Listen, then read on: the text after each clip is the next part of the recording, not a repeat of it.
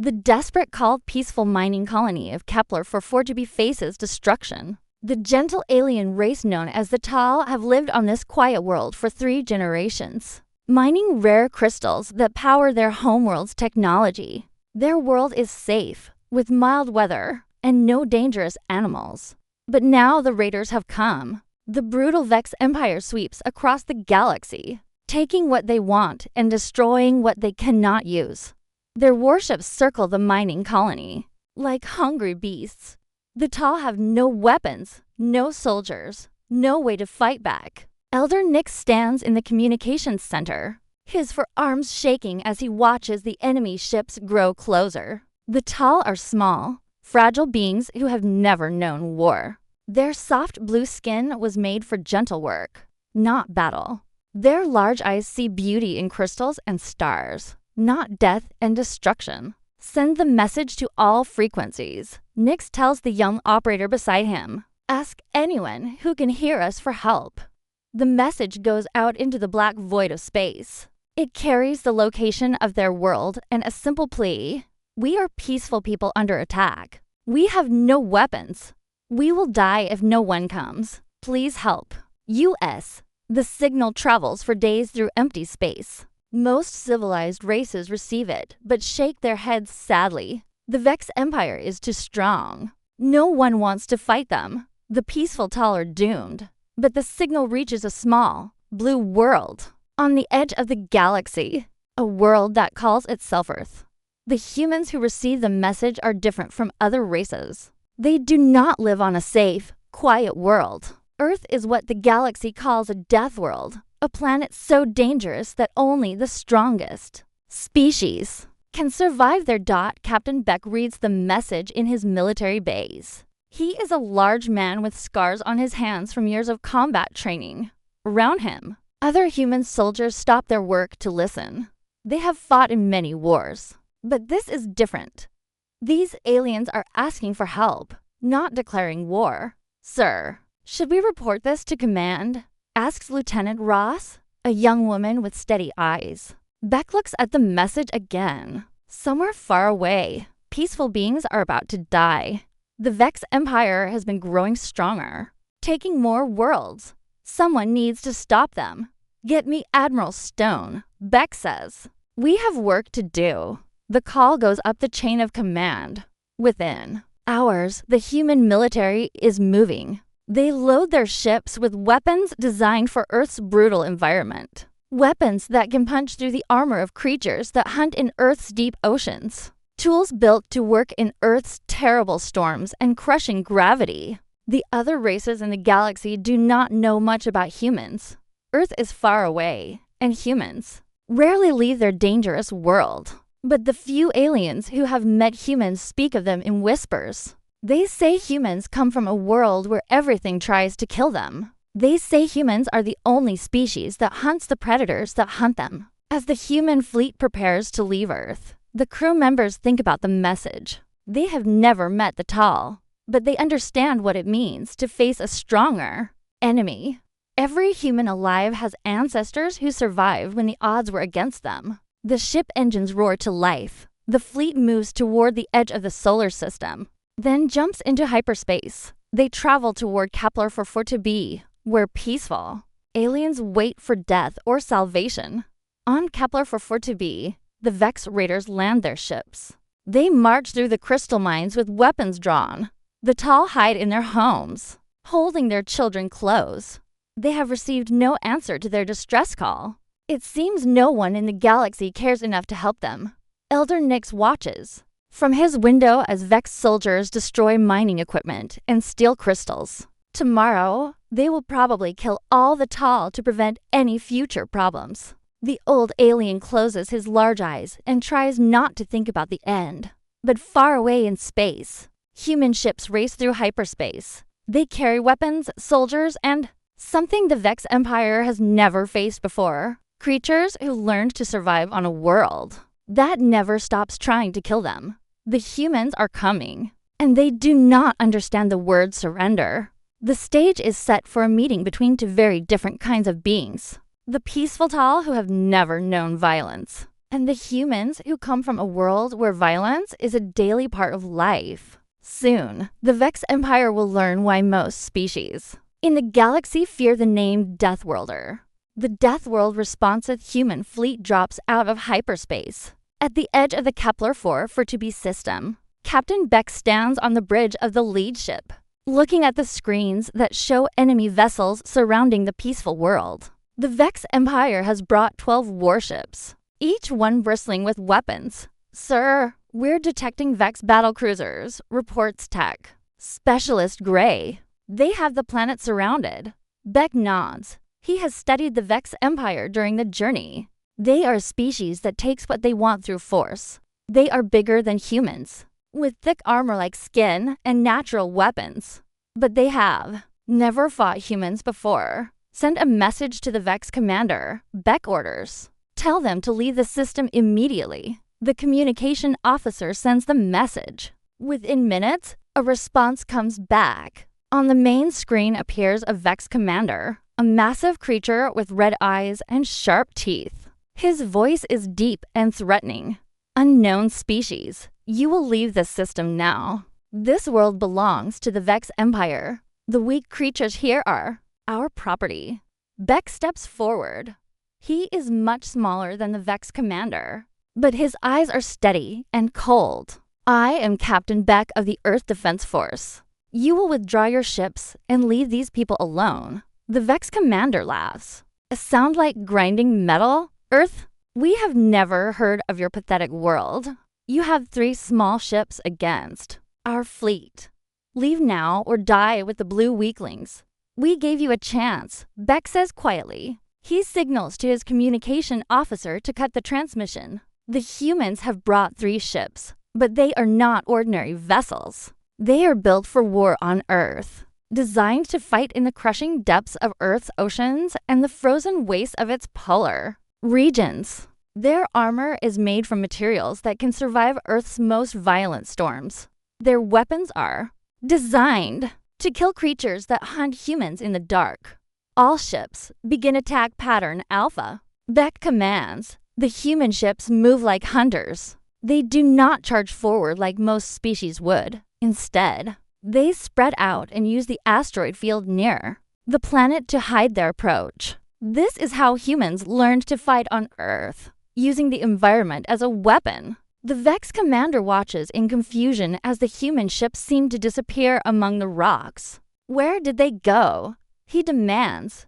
His answer comes in the form of weapons. Fire from 3 different directions. The human ships attack from the shadows, their guns firing projectiles that move faster than anything the Vex have seen before.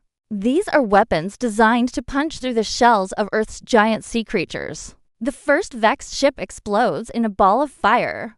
The second ship tries to turn, but takes hits along its side. The Vex commander realizes these small ships are far more dangerous than they appear.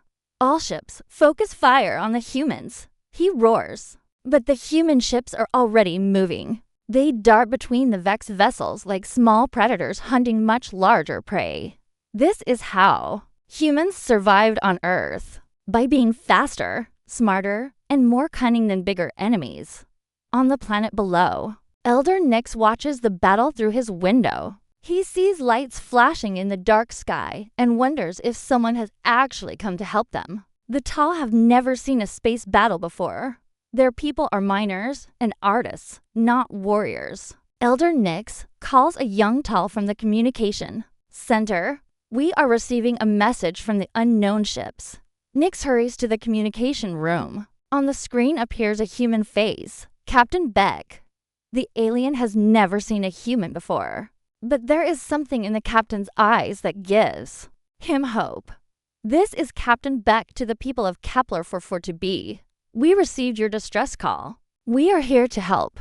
Please stay in your homes while we deal with the raiders." Nix stares at the human face. This creature looks different from any species he has ever seen. The eyes are small but very focused. The skin looks tough, like it was made for harsh conditions. But there is kindness in the human's voice. "Thank you," Nix whispers. "Thank you for coming." In space, the battle continues. The Vex ships are powerful, but they were designed to fight other civilized species. They were not built to fight creatures from a death world. The human ships move like Earth's predators, patient, deadly, and without mercy for those who threaten the innocent. The Vex commander begins to understand that he has made a terrible mistake. These humans are not like other species. They do not fight with honor or follow the rules of civilized warfare. They fight like the dangerous world that created them, and they are winning. When predators meet prey, the battle in space grows more intense. 3 more Vex ships explode under the relentless human attack. The remaining Vex vessels try to form a defensive circle, but the human ships refuse to fight. In the open, they strike from the shadows of asteroids, then disappear before the enemy can respond. Commander Thak of the Vex Empire slams his massive fist against his command chair. His species has conquered dozens of worlds, but they have never faced an enemy like this. The humans fight like the stories his people tell of ancient monsters, creatures that hunt in darkness and show no mercy. "Sir, we have lost half our fleet," reports his second-in-command. These humans, they do not fight like other species. They use tricks and deception. Thak's red eyes burn with anger. They are cowards who hide behind rocks. Order all remaining ships to bombard the planet. If we cannot have the crystals, no one will. The Vex ships turn their weapons toward the peaceful world below. Massive energy cannons prepare to fire on the cities where millions of Tal live. The gentle aliens have no shields, no defenses. They will be destroyed in minutes. But Captain Beck has been expecting this move. Humans learned long ago that desperate enemies often target the innocent. All ships intercept pattern, protect the planet. The 3 human vessels position themselves between the Vex fleet and the world below. It seems impossible. 3 small ships against 8 massive warships. But humans have always fought impossible odds. "Sir, they will destroy us, Lieutenant," Ross says from her station. Beck's face remains calm. "Maybe, but not before we make them pay for every shot." The human weapons fire with deadly precision. Their targeting systems were designed to track fast-moving predators in Earth's dense jungles. The Vex ships seem slow and clumsy by comparison. Every human shot hits its target. On the planet, Elder Nyx watches in amazement as the small human ships dance between the massive Vex vessels. The humans move with a grace that seems impossible for machines of war. They protect the planet like parent birds protecting their nest from predators. "Why do they fight so hard for us?" asks a young Tal standing beside him. "They do not even know our people." Nyx thinks about the human captain's face on the communication screen. There was something ancient in those small, focused eyes. Something that spoke of countless generations who had survived by protecting each other from threats. "I think," Nyx says slowly, "they know what it means to be hunted in space. The tide of battle shifts. The human ships are taking damage, but they continue fighting. Their armor, built to survive Earth's crushing ocean depths, holds against the Vex weapons. Their engines, designed for Earth's violent storms, keep them moving despite the punishment." Commander Thak realizes his mistake too late. These humans are not like other species that surrender when faced with superior numbers. They fight with the desperation of creatures who have learned that survival means never giving up. All ships retreat to minimum safe distance. Thak orders, "Prepare to use the planet killer." The Vex fleet moves away from the world, and a new weapon emerges from the flagship. It is a massive device designed to crack planets open like eggs. The Vex have used it to destroy worlds that resist them. Captain Beck sees the weapon charging up. He knows what it is. Intelligence reports have described the Vex planet killer. In 60 seconds, it will fire a beam that will shatter Kepler 442b into pieces. Ross signal the other ships. Final gambit. Lieutenant Ross nods. She knows what the captain means. It is a tactic from Earth's military history, used when all other options are gone. It requires sacrifice. The 3 human ships align themselves in a straight line, pointing directly at the Vex flagship. Their engines roar to full power. They are going to ram the enemy vessel, using their own ships as weapons. This is something the Vex cannot understand. In their empire, soldiers fight for conquest and glory. They do not throw their lives away for strangers. But humans learned long ago that sometimes the only way to stop a monster is to become something more dangerous. The human ships accelerate toward the Vex flagship. Their weapons fire continuously, punching holes in the enemy's armor. Commander Thak watches in horror as these small vessels approach his ship like missiles. Stop them, he roars. All weapons, fire everything. But it is too late. The humans are coming, and they bring with them the fury of a death world that taught them to never back down from bullies. The first human ship strikes the Vex flagship just as the planet killer begins to fire. The price of Peace's explosion lights up the void of space like a new star being born. The first human ship, piloted by Commander Part, crashes into the Vex flagship just as the planet killer weapon fires. The massive beam meant to destroy Kepler for 4-B goes wild, shooting harmlessly into empty space. Commander Thak screams in rage as his ship breaks apart around him. The human vessel has torn through his flagship like a bullet through paper. Emergency alarms blare as his crew scrambles to escape the dying ship. The second human ship, commanded by Captain Mills, strikes the Vex vessel carrying their main weapons. The explosion sends debris flying in all directions. The third ship, with Lieutenant Commander Wong at the helm, rams into the Vex troop transport, ensuring no ground forces can threaten the peaceful Tal. Captain Beck's ship is the only human vessel left intact, but it is badly damaged. Half his crew is dead or wounded. His engines are failing, and his weapons are offline. But the sacrifice of his people has worked. The Vex fleet is broken on the surface of Kepler for 4-B. Elder Nix and his people watch the lights in the sky fade. They do not understand what they have witnessed, but they know that brave souls have died to protect them. The old Tal leader feels tears running down his blue face. They gave their lives for us, he whispers. Why would strangers do such a thing? In the wreckage of his flagship, Commander Thak floats in his escape pod, staring at the remains of his once mighty fleet. 3 small ships from an unknown world have destroyed the pride of the Vex Empire. His red eyes burn with fury and something else, fear. The surviving Vex ships gather round their commander's pod. Half their fleet is gone, destroyed by creatures they had never heard of before today. The soldiers who prided themselves on conquest and strength have been beaten by a species that fights with tactics they cannot understand. Commander, comes a voice over the communication system. What are your orders? Thak looks at the blue world below, where millions of peaceful aliens continue their simple lives. Then he looks at the single human ship still floating in space, barely holding together, but still pointing its weapons at his fleet. We retreat, he says, the words bitter in his mouth. Send word to the Empire. Tell them to avoid any system that contains humans.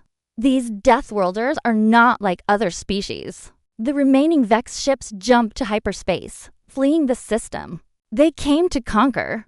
They leave behind the wreckage of their defeat and a lesson they will never forget. There are some beings in the galaxy who will fight to the death to protect innocence. Captain Beck sits in his damaged command center, watching the enemy fleet disappear. His ship is dying around him, but his mission is complete. The peaceful Tal are safe, sir. We have an incoming transmission from the planet, reports his communications officer, one of the few crew members still at their post. The screen flickers to live, showing Elder Nix in the communications center on the planet below. The old alien looks at Beck with eyes full of gratitude and sorrow. Captain Beck, Nix says softly, your people, they sacrificed themselves for us. We do not understand why you would do this for strangers. Beck thinks about the question. He looks around at his damaged ship and his wounded crew. They came here because someone asked for help.